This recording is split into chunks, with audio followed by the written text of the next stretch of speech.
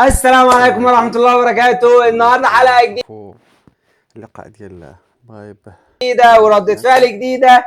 أقل الواحد خايف نشوفوا الواحد التعليق خايف الواحد خايف. أو رياكشن. أول مرة نعمل الميكس ده لا بعد ماتش 6-0 لو أنت تفتكر. خمسة واحد والخمسة واحد فعلا أنت بتفكرني بالنتائج كلها. فا يا رب ربنا يسترها النهارده. بصوا يا جماعة، كلمتين من قبل ما نبدأ. المنتخب المغربي كسب، اخوات، احنا اخوات يا جماعه. قبل اي حاجه هنبارك له وهنفرح له وهنشجعه في النهائي. منتخب مصر كسب فاحنا اخوات برضو، وتفرحوا لنا زي ما احنا هنفرح لكم. فاللقاء ده لقاء اشقاء وانتوا عارفين واحنا عارفين. اللي هيكسب الف مبروك واللي هيخسر هارد لك. فان شاء الله نشوف مباراه حلوه نستمتع بيها وانتوا تستمتعوا بيها وكل الناس تستمتع بيها. مباراه النهارده بين المغرب ومصر في نصف نهائي كاس افريقيا تحت 20 سنه. مباراة ما فيهاش القسمة على 2، لا تقبل القسمة على 2 حتى لو في النهائي. بس اهم حاجة ان دي صايد كاس عالم وده صايد كاس عالم. اهم حاجة ده اهم حاجة. نخش للفقرة اللي كل واحد خايف منها، هي فقرة التوقعات. ما تلغيها يا محمد النهارده. لا لازم نقول. بس قبل ما نخش يا جماعة، صفحة الفيسبوك يا جماعة اللي احنا لسه عاملينها محتاجين نوصل 500 متابع بس يا جماعة. سيب لكم اللينك في الوصف، يا ريت تفجروها. انا عارف ان انتوا قدها. ولو ما عملتش لايك اعمل لايك، ما عملتش اشتراك اعمل اشتراك، وربنا يعدي. احنا لسه ما نعرفش ايه اللي هيحصل، فربنا يستر. ناخد التوقعات سريعا يا بابا، الماتش خلاص. طب بلاش التوقعات، اقول لك توقعاتك. بص يا محمد بابا، انا عارف ان انت بتتمنى تكسب. طب بس يا محمد بس اصبر. اقل من 23 سنه لقاء ايجابيه ومتابعه كبيره، وهذا الفيديو حتى هو لقاء متابعه كبيره جدا، اكثر من 200,000 مشاهده، وبطبيعه الحال الاغلبيه ديال المتابعين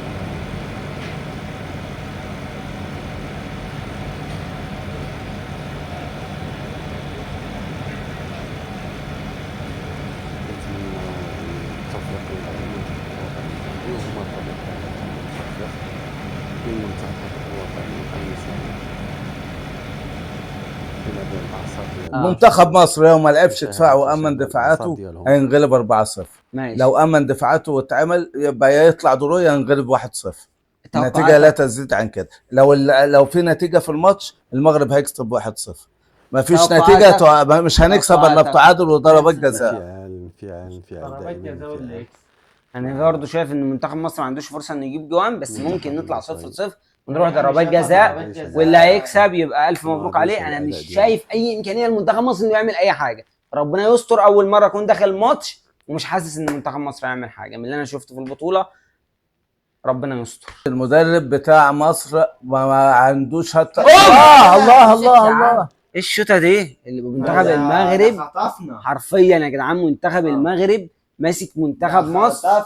بص يا محمد، انا برضو على امكانيات المدرب بتاعنا هو مقفل على بابا. انت ما فيش اي حاجه، بس لو فتح الماتش يا بابا كلمتين. احنا يا جماعه ما شفناش ولا كره على الجون، بس عشان الناس اللي ما اتفرجتش على الماتش تشوف. احنا قلنا ضربات جزاء. احنا ماشي يا احمد، بس توقعت ان انت تدافع وتطلع بالهجمه المعاكسه. انت مش عارف تعمل هجمه المعاكسه. انت منتخب المغرب بيديك الكره بتردها له تاني. اللاعب الوحيد اللي عندك بيلعب مصاب، محمد عبد الله هو الوحيد اللي بيلعب مصاب. كارثه، ما تستناش حد. كارثه يا جماعه في اداء منتخب مصر، كارثه. ولو الناس شايفه ان ده حلو وده هيكسبك، انا بقول لك مستحيل تكسب. مثلا فريق، ايوه فريق بسم الله ما شاء الله شغال بدنيا وهجمات وبيعمل هجمات وبتاع، اكيد هيجيب جون. انا شايف ان منتخب المغرب اكيد هيجيب جون بعد كميه الكور اللي بيعملها. منتخب المغرب بيهاجم بذكاء يا بابا. لو انت تلاحظ بيهاجم ومقفل دفاع. لا بس في حاجه يا محمد، بس عشان اسمع يا احمد، هو متحفظ وما عندوش ناس بتخش منطقه الجزاء كتير. ما انا بقول لك بيلعب بتحفظ ما بيهاجمش بذكاء. اللي هو انا ما يجيش فيها جون، ما يتعملش على حاجه ما يجيش فيها جون. اهو اتفرج يا بابا. احنا اللي بنديهم الهجمات. اتفرج على واحده ده حياه. على فكره لعيبه المنتخب المغرب احنا مش عارفين نطلع من الضغط. مش عارفين نطلع من الضغط يا جدعان. ده لعبك مش عارفين نطلع من نص الملعب. ربنا يستر. بس هو الشوط الثاني كله هيبين. بس منتخب مصر، منتخب المغرب اللعيبه بتاعته مش شاده نفسها، اللعيبه بتاعته لو شدت على منتخب مصر هتجيب جول. لا في حاجه انا عايز اقول لك عليها يا محمد. بلاحظ بص تحركات لعيبه المغرب. استر.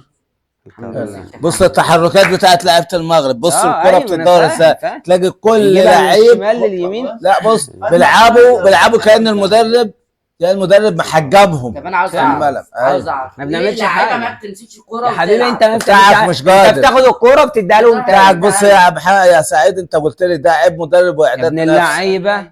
استر يا رب. استر. والله لو نهار كان لمس شوط كان ضربه جزاء. الحمد لله. منتخب الولد المغرب ده كفايه بصراحه. منتخب المغرب هاك خالص يا جماعه، هاك خالص. احنا مش عارفين من نطلع الدقيقة بالكوره. 50 انت عارف يا محمد، مسكني. انا عشان اقول لك حاجه، انت عندك احسن 2 خط ونص في افريقيا، يا سلام. محمد السيد يا وكباك. سلام.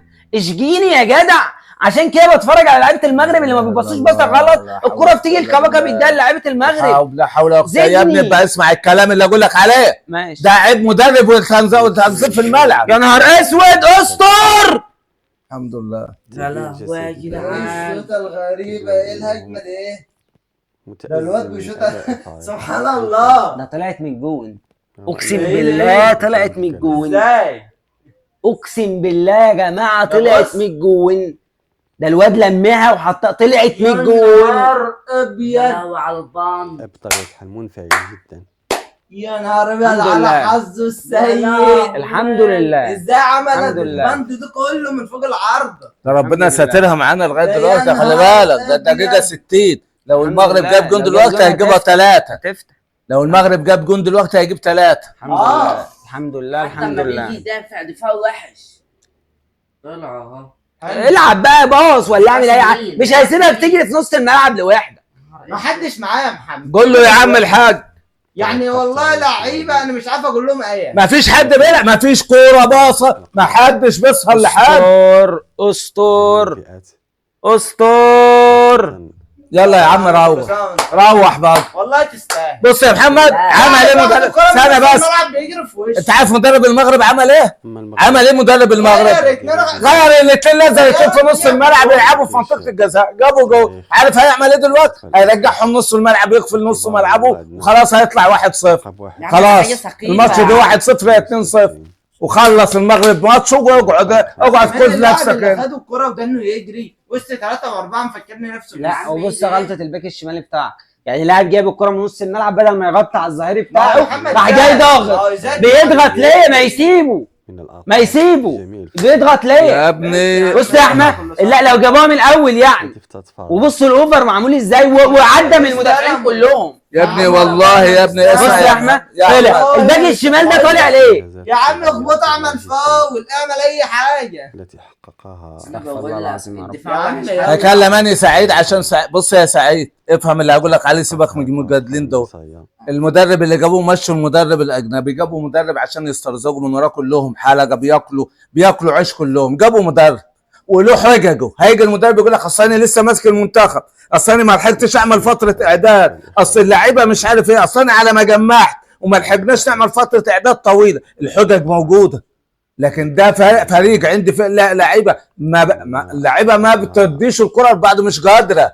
يا عم ده كل ما يجي ده كله عيب اعداد ووفات. ايه انت كل ماتش بتدافع؟ انت لسه خلص الدوره اللي فاتت. لما بتيجي تدافع فريقك بيهبط اكتر ما بيهاجم، يعني الفريق اللي بيهاجم ما بيهبطش زي قد اللي بيدافع.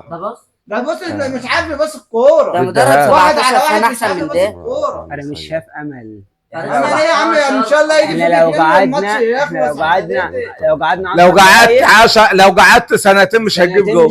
ما هو انت هات لي كوره رحنا بقى على الجون. بس يا بابا ماشي، لو لا سيبك بقى من المدرب والشغل بتاع ده. انت دلوقتي لعيبه منتخب مصر هتطلع من البطوله، يعني انتوا لازم تلعبوا لوحدكم، مالكوش دعوه بالمدير الفني دلوقتي، ده كلام مش مدير فني. العب بقى كورتك، وريني لو انت جامد. اعداد نفسيا، اعداد بدنيا مش قادر. ما هو اللاعب مش قادر، ما هيدوك كل الراجل مستلم الكوره 10 من منتخب المغرب عليه. يعرفوا يضغطوا صعب. لا ومنتخب المغرب يا جماعه جاهز بدنيا قوي على منتخب مصر.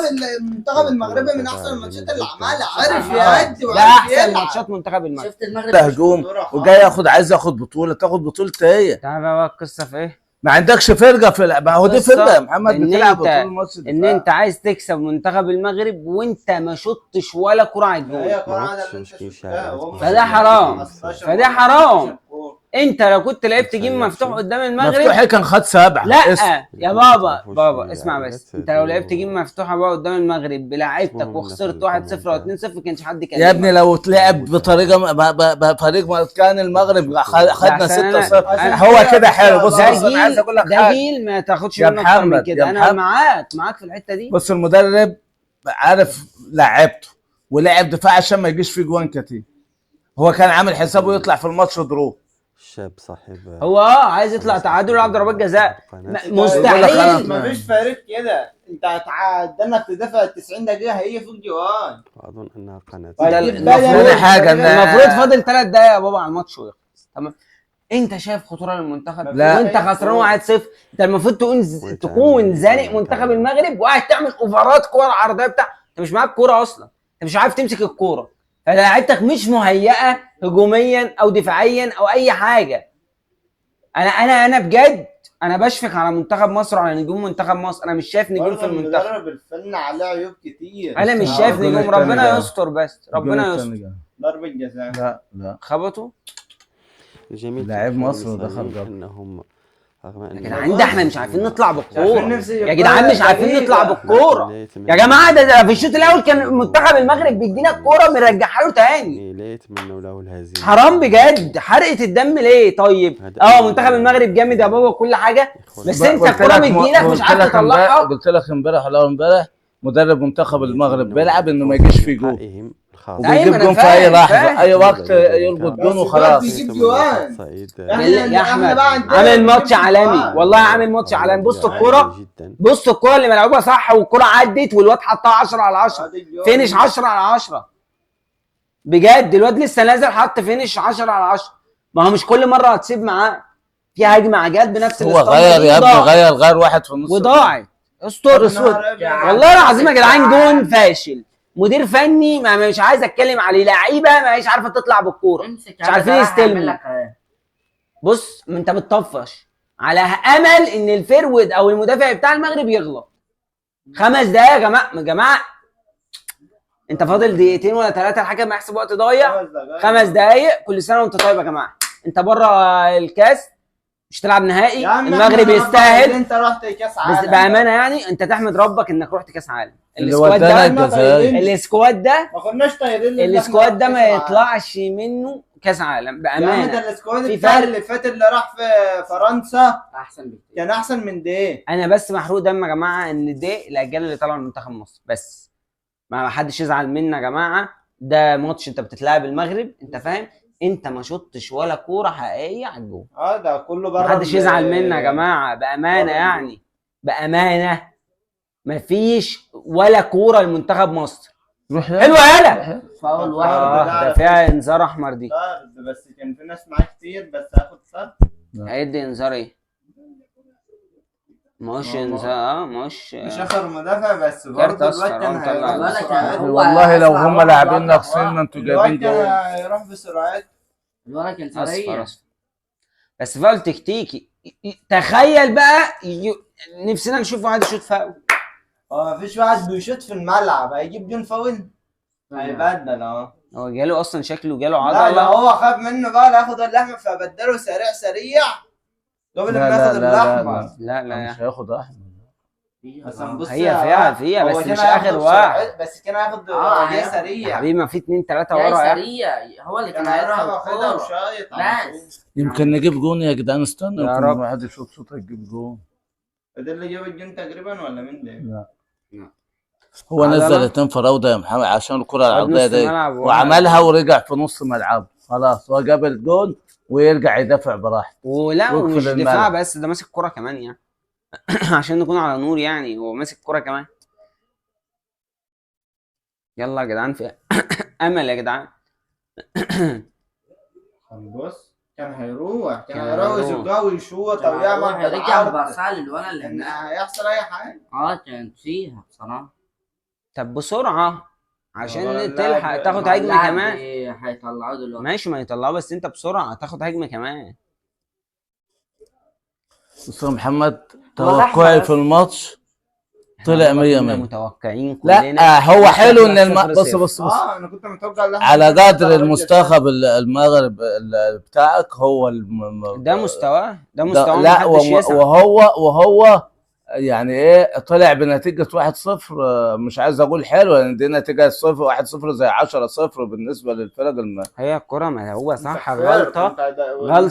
غلطة كلفتك جون، غلطة عشان انت بتلعب طالما بتلعب على دفاع يا بابا من اول الماتش، طالما بتلعب دفاعي من اول الماتش هي غلطة هتكلفك جون. جبنا الواد اللي حط الكرة جول. جون. تلعب 90 دقيقة دفاع بس، انت كده بتموت اللعيبة. وده كله جماهير المغرب اللي في المدرج، مفيش جماهير مصر. يا ابني الاثنين اشرف شرقي بن شرقي واشرف درج قاعدين بيتفرجوا لا، على بيتفرجوا مع الجماهير. على الفريق بتاع ما فيش ولا واحد منتخب مصر غير احمد منتخب حسن. مصر يعني انت فاهم قليلين.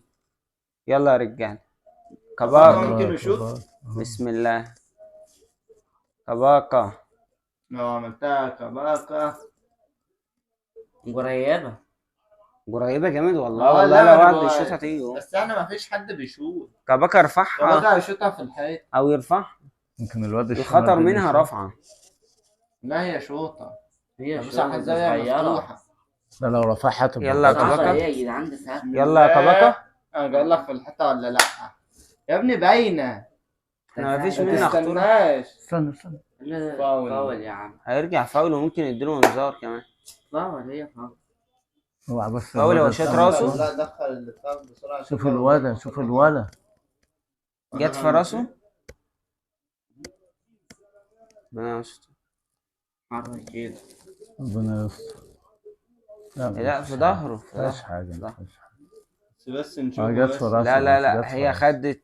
الواد الاولاني اللي مصاب مين اللي اللي خبطت في راسه؟ ربنا ربنا في يستر. راسه وقام اهو الحمد لله. ربنا لا ده اللي في راسه يستر. اللي واقع. ايوه لا الكرة ديت اللي في راسه اللي واقع اللي في راسه اللي واقع.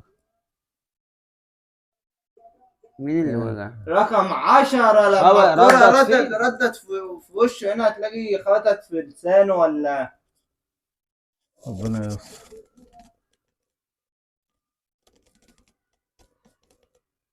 ربنا يستر. الجارة ما جابتش. هات يا عم أنا نشوف هنشوف. اهو يا عم الحمد لله الحمد لله. بص وشه احمر ازاي. الواحد كرة بيخاف ضربت اصلا من الكورة دي. خبطت في وشه. الحمد لله. انا بقول لك الواحد بيخاف من الكور اللي هي الخبطات والكلام ده. اللاعب بتاع المغرب قام يا جماعه بجد. انت يا بابا انت لما تلاقي اللعيبه وعائله اللعيبه جايين يشجعوا منتخبهم الصغير، انت دول انت عكسك. جماهير، دول لعيبه جماهير بالدنيا. مستحيل. خلي بالك المغرب هيكسب جنوب افريقيا كتير. لا لا جنوب افريقيا منتخب يا بابا ما تستهونش بيه ابدا. بالرغم ان مصر كسبت جنوب افريقيا بس جنوب افريقيا مساكتك منتخب موتاتك صعب قوي.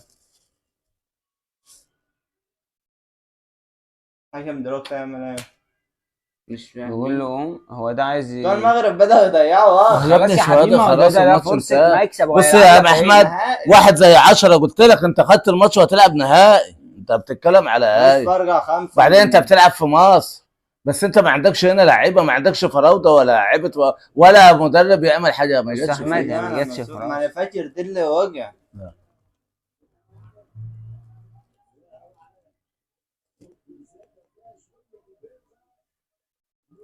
بيقول لك هنزيد دقيقتين.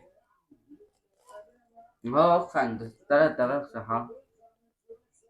بجد يا جماعه عشان الناس بس ما تتكلمش. الحكم 10 على 10. ما شفتش غلط ولا غلطه في الماتش بامانه. اوف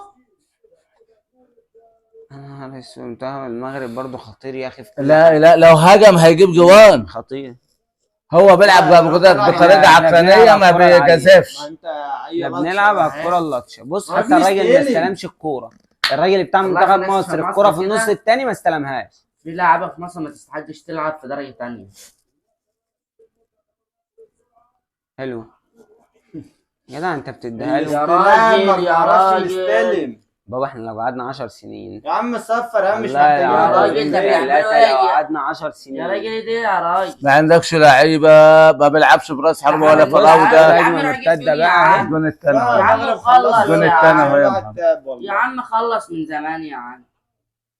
ماشي. ماشي في حاجة، انت استعبطت فيها ليه؟ هجمة منظمة واحدة يا يا عم جدعان في ولا الماتش. هجمة والله، ده بص هيديها لهم. تأخرت يا حبيبي، تأخرت لا وهيسيبك يا تستلم. جدعان. مشيت معاكم. اخر كوره. بسم الله بسم الله. باص باص شو يا عم بتعمل ايه؟ الله، يخرب بيتك على اللي بتعمله. ده رايح يعمل ايه؟ هو عمل ايه ما اصلا؟ اعرفش. هيصفر كده. كده كده خلاص. هي الف ده بقى مبروك عادي. للمغرب، صفر. الف مبروك للمغرب. مفيش. لا انت المنتخب ما هوش عارف الواد يستلم ويجري بالكوره. انت متخيل مش عارف تجري بالكوره وتشوط. الف مبروك يا عم. ده رايحين يحترضوا. لا اللاعب رايح يحترض تخش قاعد يضيع جوان. لا اللاعب رايح يحترض كانه بيضيع جوان، كان احنا كنا قاعدين نضيع في الجوان طول بس الماتش. عشان نتكلم كلمتين حق يا جماعة وكلمتين صح. استوقف طب ايه فانت يا جماعة، عشان نتكلم بس كلمتين صح وكلمتين حق على الماتش. انت ما تستاهلش، لا ما تستاهلش خالص. ماشي، والكلام ده يزعل اللي يزعله بقى.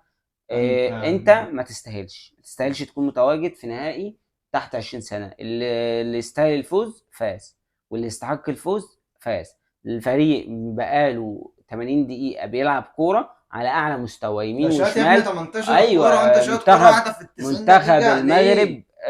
اكتسح استحواذا وأداء ونتيجة. منتخب مصر مش عارف يباصي كورتين على بعض يا جماعة. ومعلش اللي هيجيب اللوم على المدرب والكلام ده بابا، ده سكواد ما يأهلكش انك تلعب اي حاجه. لا استنى بس، طب بس استنى بس، ما تبقاش تتكلم على جد. لا المدرب عليه برضه يا محمد. انت بتتكلم على جدك اللي والله. هو ينزل يقول لي اللعيبه دفعوا 90 ما دقيقة. تتكلمش، انا مش عايز اقول لك اللعيبه دي ايه. اللعبه ده ايه؟ لا احسن لعيبه في مصر. ماشي، بابا، احسن لعيبه. ده مش مدرب. بابا ده اكرم يا بابا. اقسم بالله ده ما مدرب. حتى لو المدرب يا بابا، حتى لو المدرب قال لهم دفعوا 90 دقيقه يا بابا، حتى لو المدرب قال لهم دفعوا 90 دقيقه، لما الكره كانت بتجيلك في نص ملعبك انت المفروض تطلع هجمه مرتده، انت كنت بتديها للمغرب يا ابني بس عشان تريح دماغك ما تبقاش تتكلم في حاجه وتزرجني.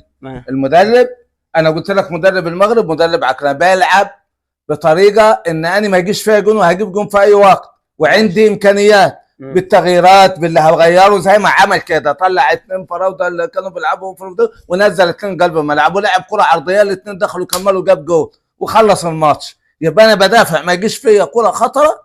انما انت بتعمل ايه؟ انت بتهاجم، لا بتدافع ولا بتهاجم ولا بتشوط ولا كره عرضيه ولا خطه تطلع بها يا محمد. في لعب كور اطلع بها، اطلع ابني أيوة، هجمه. مفيش اساسيات عندهم. طب خلاص بقى بدل اساسيات عند اللعيبه وعند المدرب. ايه بالمدرب.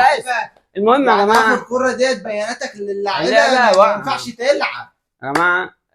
انا بص يا محمد، انت متخيل مثلا، يعني انا مثلا متخيل ان انا عاجبني منتخب المغرب. منتخب المغرب عنده امكانيات يلعب يجيب جون واثنين وثلاثه من اول الماتش، بس المدرب ده له طريقه في اللعب. ما انا ما بقول له كل مدرب له طريقه، بس بتكسب بها وتوصل الطرق دي. بص عشان ما بس الكلام يا جماعه، الطرق دي يا بابا هي الطرق دي اللي بتجيب البطولات، انك زي ريال مدريد لما ايوه يا ابني، ما انا بقول لك انا ما اقدرش الوم لاعب واجيب جول. امال ما بيلعبش على حاجه يا محمد. بس انت جاي بس عشان تسمع كمان. انا ما بلومش على مدرب المغرب انه بيلعب بالطريقه دي. ليه؟ بيكسب بدل بيكسب وماشيه معاه خلاص، بدل هو طريقته ديت هيوصل النهائي وفي النهائي ممكن ياخد بقى البطوله. ما اقدرش اقول له حاجه، ده عامل زي منتخب ايطاليا بالظبط. ايوه بالظبط. بس طيب الطريقه دي في طريقه ثانيه، في طريقه هو لو لعب بطريقه هجوميه. انت فاكر ان منتخب المغرب ما عندوش امكانيات انه يلعب بطريقه؟ لا عنده، ما انا فاهم، بس هو المدرب المقومات اكتر بكتير من يلعب كره هجوميه. المهم يا جماعه، انما انت المدرب بتاعك خلي بالك من اول ماتش وهو بيدافع من اول ماتش هو وعلى بقى يطلع يقول لك خسرني غلطات ورجع جاب. هقول لك يا محمد بقى المبررات. اصلا لسه ماسك المنتخب ما لحقتش اعمل فتره اعداد. هقول لك بس وشوف هو واخد المنتخب من المدرب البرازيلي على اعلى مستوى بص هيقول لك اصل انا ما لحقتش، اصل انا ما عملتش، اصل انا ما روحتش، اصل انا مش عارف ايه، ما لحقتش. محدش هيلوم عشان وصل كاس عالم. القصه يا جماعه خلاص كاس عالم انت اللي وصلك كاس عالم ماتش تونس المغرب هي اللي وصلت. نتكلم بس يا بابا، الف مبروك لمنتخب المغرب بجد، وان كان الف مليون مبروك، هم يستحقوا. بنشجعكم في النهائي، ده طبيعي، كلنا اخوات، وقلتها في اول الفيديو ان احنا اللي لعب يستاهل المكسب. ايوه ده هيكسب، احنا هنشجعه معاه. فالمهم انتهت الحلقه، ويا رب تكون عجبتكم، ولو عجبتكم اعملوا لايك واشتراك في القناه، ويلا يا جماعه سلام.